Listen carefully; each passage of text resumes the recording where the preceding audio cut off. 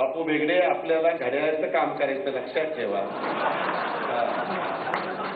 त्याच्यामध्ये बदल झाला तर मग अजित पवार अशाच तयार संपल्यावर एकेकाकडे बघूनच घेईल कसं काय. मग कोणी सांगायला यायचं नाही, दादा जाऊ देवा, आता माफ करा. माफ नाही देत नाही.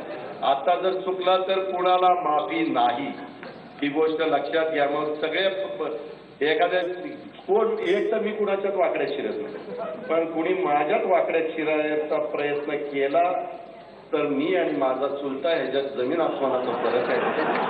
साहेब सबुरीने घेता, मी वेगळ्या पद्धतीने घेईन. मग तुम्हाला बरंच काही आठवेल, ती आठवण्याची वेळ माझ्यावर येऊन देऊ नका. मी तिथं पिंपरी चिंचवडच्याही सभेत सांगितलं, ज्यांना पवार साहेबांच्या बरोबर माझ्या बरोबर काम करायचंय त्यांनी आम्ही उभ्या केलेल्या काँग्रेस राष्ट्रवादी काँग्रेसच्या आघाडीच्या उमेदवार या नात्याने राहुल नार्वेकरांचंच काम हे शेवटपर्यंत केलं पाहिजे. मला पद जशी देता येतात तशी पद काढता येतात, उल्हास हे लक्षात ठेवा. अजित पवार जसं देऊ शकतो तसं अजित पवारचं नाही ऐकलं तर अजित पवार खड्यासारखं बाजूला देखील करू शकतो, याची जाणीव.